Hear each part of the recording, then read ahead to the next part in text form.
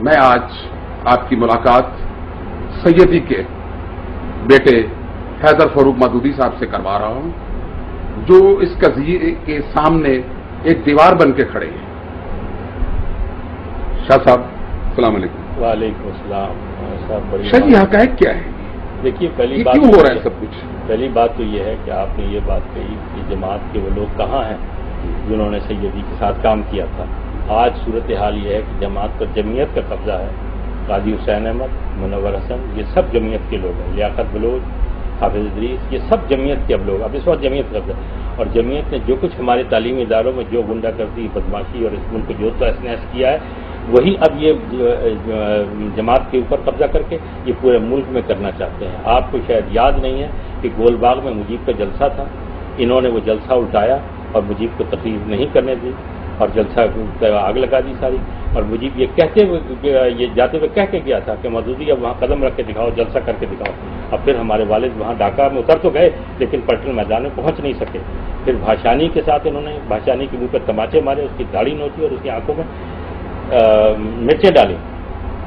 اور اس کے بعد البدر اور شمس انہوں نے فوج اور آئی کے ساتھ مل کے وہاں بنائی۔ اور یہ خرم جاں مراد اس کا انچارج تھا۔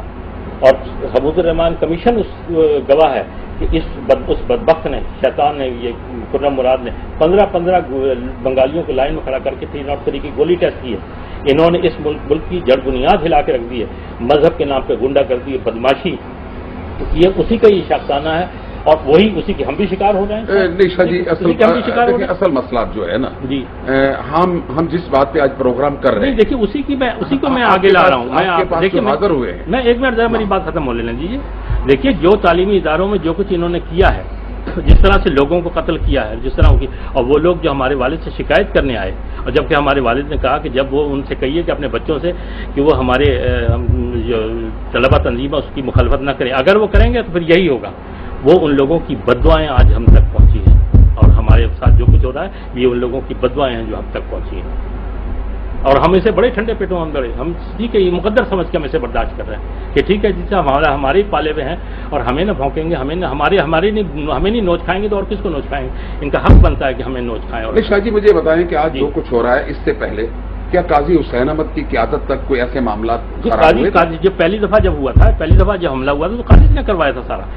میں لاہور پاکستان میں تھا، میں ہندوستان گیا ہوا تھا، یہی 150-200 لڑکے آئے اور انہوں نے آ کے میرا سامان اٹھا کے باہر پھینک دیا، میری بیوی اور میرے بچوں کو ایک کمرے میں بند کر دیا، 3 دن تک وہ اندر بند رہے اور اسے باہر نکلنے نہیں دیا۔ اور اس کے بعد جب میری بیوی تھانے گئی تو انہوں نے کہا کہ جناب میاں عثمان جو MNA ہے جماعت اسلامی، انہوں نے منع کیا کہ جناب FIR ہوگی۔ اس کے بعد میں ہائی کورٹ گیا، ہائی کورٹ جا کے راجہ افراسیاب تھے ہائی کورٹ کے جج، ان سے کیا کہ FIR درج کروائی۔ وہ FIR لے کے میں طارق کھوسا صاحب جو SSP تھے ان کے پاس گیا، انہوں نے کہا جہاں جماعت اسلامی اور جمعیت کے اگینسٹ ہے مجھے 5 لاکھ روپے آپ رشوت دیجیے تب جا کے میں اس کو عمل کرواؤں۔ تو میرے پاس تو بھائی 5 لاکھ نہیں تھے عمل کروانے کے لیے، اور اس کے بعد میں تھانے میں پھرتا رہا، اس کے بعد فائل ہی کبھی نہیں ملی۔ تو اچھا شاہ جی بات اتنی ہے کہ آج یہ جو گھر ہے جی، جس کی اراضی 2 کنال ہے، 5 کنال ہو گیا جتنی بھی ہے، اور ہم 9 بہن بھائی ہیں، ہم اس میں تقسیم ہو کے مشکل 10-11 مرلے آتے ہیں۔ اگر 10-11 مرلے آتے ہیں تو 10-11 مرلے کی کوئی قیمت نہیں ہے۔ جماعت اسلامی کے سامنے کوئی قیمت نہیں ہے، جماعت اسلامی کے کابرین کے سامنے اس کی کوئی قیمت نہیں ہے یہ، کیونکہ جماعت اسلامی کوئی غریب جماعت تو نہیں ہے اس ملک ہے، ایک امیر جماعت ہے، ان کے اپنے اثاثے بہت کچھ ہیں۔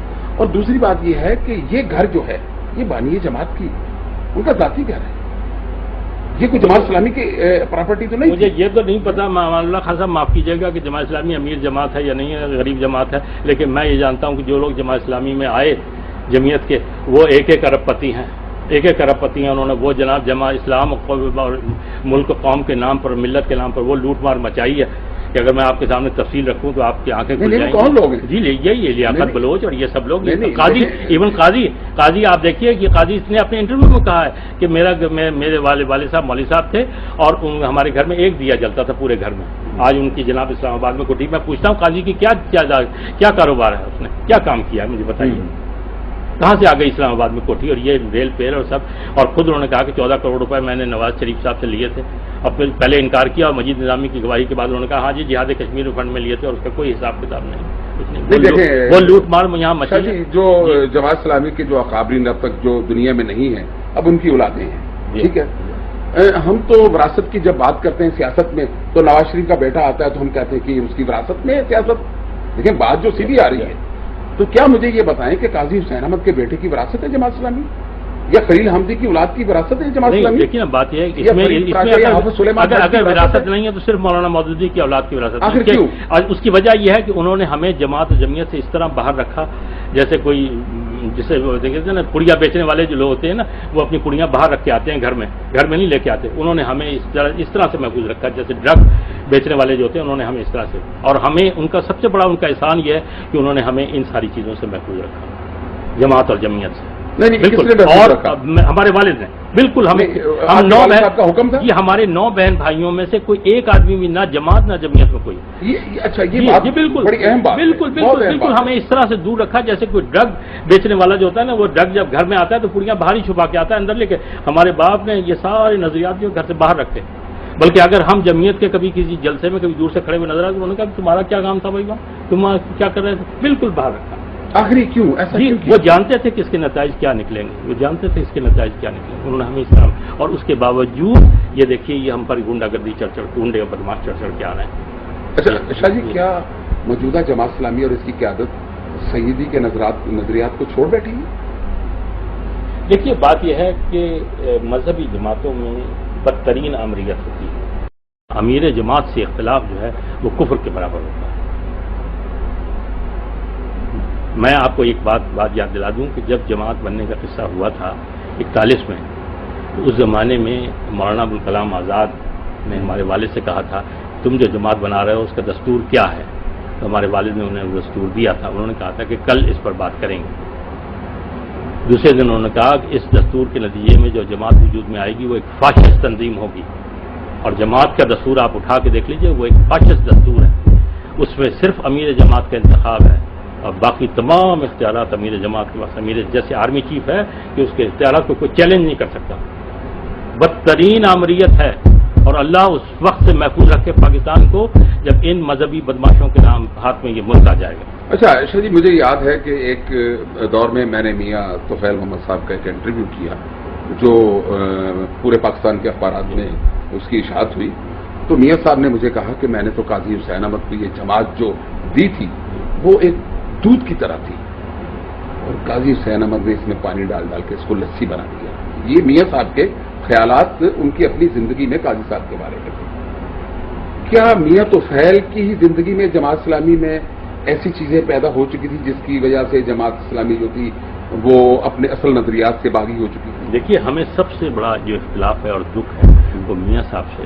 میاں صاحب کے اوپر ہمارے باپ کے بڑے احسانات ہیں, اور جب ہمارے باپ نے انہیں امریکہ سے لکھوایا تھا کہ میں بستر مرگ پر ہوں اور مجھے پیسوں کی شدید ضرورت ہے ہسپتال کا بل پے کرنے کے لیے, میں نہیں چاہتا کہ اپنے بیٹے سے لوں اور آپ میری رائلٹی فوراً جمع کروا کے بھجوائیے. تو میاں صاحب نے اس کا جواب دیا تھا کہ جماعت کی رائلٹی جمع کرنا آپ کا ذاتی کام ہے, جماعت کے کارکن جب آپ کے ذاتی کاموں کے لیے نہیں. یہ بانی جماعت کو جواب دیا جا رہا ہے. یہ بانی جماعت. اور ہمارے والدہ کہتی ہیں کہ انہوں نے خط دیکھا, ان کی آنکھوں میں آنسو تھے اور انہوں نے لے کے خاموشی سے رہ کے انا للہ و انا الیہ راجعون. دوسرا ڈاکٹر احمد فاروق صاحب موجود ہیں, میں ان سے فون پہ آپ کی بات کرا دیتا ہوں. وہ کہتے ہیں کہ وہ ٹھیک ٹھاک ہو گئے تھے اور ہم اگلے دن انہیں واپس لانے والے تھے ہسپتال سے, بہتر ہو گئے تھے. خرم مراد آیا اور اس نے کہا کہ جی امیر جماعت کا کوئی پیغام ہے, امپورٹنٹ میسج ہے جو مجھے پہنچانا ہے. میرے ڈاکٹر احمد فاروق صاحب کہتے ہیں کہ میں نے انہیں کہا کہ جی ڈاکٹر صاحب ڈاکٹروں نے منع کر رکھا, اسپتال والوں نے منع کر رکھا ہم سے ملاقات. انہوں نے کہا جی بہت ہی امپورٹنٹ میسج ہے مجھے دینا. تو میں نے کہنے کہ میں نے والد سے جا کے کہا, والد نے کہا بھائی کیا میسج ہے, اچھا بلاؤ کیا کہنا ہے اسے. تو میں نے لے گیا. تو یہ اندر جا کے انہوں نے کہا کہ اب آپ باہر چلے جائیے کیونکہ آپ رکن جماعت نہیں, اس لیے آپ کے سامنے میں نہیں کہہ سکتا. کہنے لگے میں باہر نکلا اور 2 منٹ کے بعد انہیں فیٹل ہارٹ اٹیک ہوا. پتہ نہیں اس بدبخت نے ان کے چہرے پہ تھوکا ہے, ان کی داڑھی پکڑی ہے, انہیں گریبان پکڑا ہے, ان کو گالی دی ہے, کیا کیا ہے میں نہیں کہہ سکتا. ڈاکٹر صاحب بھی کہتے ہیں مجھے پتہ نہیں, لیکن میں नर्स दौड़ी भी आई कि फेटल हार्ट अटैक। उसके बाद कहने लगे, मैं उनकी मैयत लेके आया, मैं मियाँ साहब के पास गया कि भाई क्या मैसेज था ऐसा जो वो बेचारे बर्दाश्त नहीं कर सके। उन्होंने कहा मैंने तो कोई मैसेज ही नहीं भेज दिया था, कौन कहता है मैसेज दिया था। और मौलाना तो चले गए तो बीमार थे, मैंने यहाँ सब कुछ वो मेरे हवाले कर गए थे क्या। उसके बाद मैं खुर्रम के पास गया कि जी मियाँ साहब तो ये कहते हैं, तो इसने वो बदज़बानी की कि तुम्हारे बाप की हैसियत क्या थी, तुम्हारे बाप की किताब को पढ़ता कौन था, तो तुम क्या बात करने आए हो, और किताबें तो अब मेरी पढ़ते हैं। और वो इसने बकवास की कि कहते हैं मैं सर पकड़ के रह गया, और मैंने कहा ठीक है बताइए। ये ऑन रिकॉर्ड बात है, ये डॉक्टर साहब से पूछिए, डॉक्टर साहब से मैं आपको फोन बात कराता हूँ, ये बात आपको बता देंगे। अभी तो खुदा की सच्ची बात है, कानों को हाथ लगा रहे हो। हम कहते हैं पता नहीं हमारे बाप ने ये काम किस लिए किया था और किस वजह से किया था, और हमें उनके किए कि कैसी सजा मिल रही है, खुदा में पूरा। अच्छा सर, मुझे ये बताएं कि ये जो तनाजा अब खड़ा हो चुका है, जो यानी गंभीर होता जा रहा है, जैसे कि आपके अब दरवाजे के ऊपर गने लेके लोग बैठे हुए हैं, ताले तोड़ दिए गए हैं, पूरा कब्जा है, यहाँ तक कि आपके घर तक आने के लिए भी बंदा सोचने पर तैयार है कि मुझे आगे जाना है या नहीं। उस दिन जियो वाले आए नहीं, जियो वालों को उन्होंने आने नहीं दिया। हाँ, मैं अब गुजारिश पर हमला किया इन्होंने कहा कि कैमरे लेके अंदर जाओगे तो हम कैमरे तोड़ देंगे। मैं गुजारिश यही आपसे कर रहा हूँ कि हालात ऐसे ही, हम किस तरह अंदर आए हैं, क्या हमने तरीका इख्तियार किया है, हम आपसे कैसे बात कर रहे हैं, ये भी हमारा दिल गुर्दा है और हमारी अपनी बात है। बात यह है कि इस कजिए को कैसे निपटाया जा सकता है। ये विरासत आपकी है, 9 बहन भाइयों की। आखिर इस मसले को सुलझाने के लिए क्या जमात के अकाबरीन, मौलाना साहब के दोस्त, वो सब इकट्ठे होकर ये जग हसाई जो थी इसे रोक नहीं सकते? देखिए, हम सारे पाकिस्तान में अपने बाप के भाई खाओं, दोस्तों, हमदर्दों से अपील करना चाहते हैं कि वो आएँ और पहले जमात को बाहर निकलें और इस विरासत को शरन तकसीम कर दें। ये मसला ही नहीं, हमारा कोई मसला नहीं, हमारा कोई झगड़ा नहीं है। जो हमारा, हम तीनों भाइयों का हक पहुंचता है, जो जिसका हक पहुंचता है वो उसको दे दें। आपके इस मुकदमे का फैसला क्यों नहीं बरा सकते? जी, ये इन अदालतों से इंसाफ हासिल करने के लिए 3 चीजें चाहिए होती हैं: उम्र नू, सब्र अय्यूब और कानून का खजाना। 22 साल 23 साल हो गए हैं और अभी प्रिलिमिनरी डिग्री पास नहीं हुई। ये तो हमारी इब्तदाई केस अभी वहीं के वहीं खड़ा हुआ है, जबकि विरासत भी तय है, जिसकी प्रॉपर्टी ये भी तय है कि ये हमारे वालिद की प्रॉपर्टी, जो वारिस हैं वो भी तय है, कोई लंबी चौड़ी प्रॉपर्टी नहीं है, सिर्फ उसका फैसला। अगर आप अच्छा, वो लाइब्रेरी जिसे जो अदालत ने सील करवाई थी, ख्वाजा हारिस जो एडवोकेट जनरल पंजाब है, वो उसके रिसीवर हैं, उसका ताला तोड़ के इन्होंने कब्जा कर लिया जमीयत वालों ने। पहले वो जब पूरी लाइब्रेरी उठा के ले गए थे, अब जो फर्नीचर है उसको भी कब्जा कर लिया, और कोई याद है ना फरियाद है ना सुनवाई है।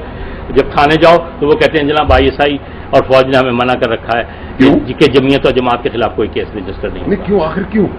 और जी आप फौज से ISI से करवा दें फोन, फिर हम कर लेंगे, या आप हाईकोर्ट चले जाएं। आप बताइए जनाब, जमीयत और जमात के खिलाफ, ये उनके पेरोल पे है ना, उनके लिए काम करते हैं ISI के लिए।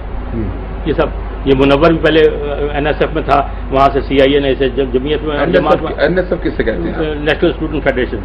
नहीं, सही साहब वहां पे थे पहले? जी वहां थे, दाढ़ी इनकी नहीं थी और ये गिटार बजाया करते थे ये।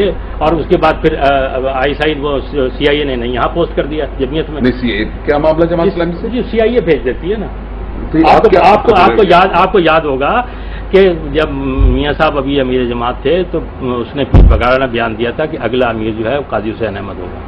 देखो शाह जी, अब ये बात तो आप कह रहे हैं, जी हाँ, लोग सुन रहे हैं, जी हाँ, लेकिन देखिए इस मुल्क में कोई हुक्मरानी भी है, कुछ यानी कि अंधे कुछ हुक्मरान भी बैठे हुए हैं। देखिए चीफ जस्टिस साहब पाकिस्तान बैठे हुए हैं, आपका मुकदमा 30 साल से पड़ा हुआ है और वो उसकी कोई मोमेंट नजर नहीं आ रही, तो आपने चीफ जस्टिस को कौन से? देखिए ना, जो लाहौर हाई कोर्ट के चीफ जस्टिस एजाज साहब, वो जनाब जमीयत में सिविल लाइन्स में वो जमीयत के हरावल दस्ते में थे, वो सबसे बड़ी गुंडागर्दी की बदमाशी में सबसे आगे हुआ करते थे। वो अब जनाब चीफ जस्टिस बने हुए हैं जनाब, उनके पास जाऊं जमात के खिलाफ, उनसे अपील करूं, किससे कहूं जाके, मुझे बताइए आप। और वो ये वही हैं जब उन्होंने हलफ उठाने से इनकार किया था तो काजी साहब इन्हें सेनेट में लेके जा रहे थे, तो वो तो चारों तरफ तो ऐसे लोग बैठे हुए, किससे अपील करूं, किससे कहूं? पूरे पाकिस्तान के लोगों से अपील करता हूं कि ये देखें, इनके तर्ज अमल को देखें, या जो कुछ हमारे साथ कर रहे हैं कल पूरे मुल्क पर काबिज होकर क्या करेंगे, और अल्लाह उस वक्त से महफूज रखे इस पाकिस्तान को जिस दिन जमात इस्लामी की हुकूमत और अल्लाह। देखिए ये बात जी, मैं खुदा को गवाह बना के कहता हूँ कि अल्लाह उस दिन से महफूज रखे, बल्कि ये जमात इस्लामी क्या किसी मजहबी लोगों के तसल्लुत से इस मुल्क को बचाना चाहिए। और यानी आपका मकसद है कि जो जमात के अकाबरीन अपने बानी, अपने मुर्शिद के खानवादे के साथ जो करते हैं इंसाफ नहीं कर सके, جو انصاف کیا لوٹ مار کر رہے ہیں دیکھیں میری بات سنیں جو آپ کے ساتھ انصاف نہیں کرتے وہ ملک میں کیا ملک کو کیا ملک میں ملک کو کیا دیں گے اور لوگوں سے کیا انصاف لوگوں سے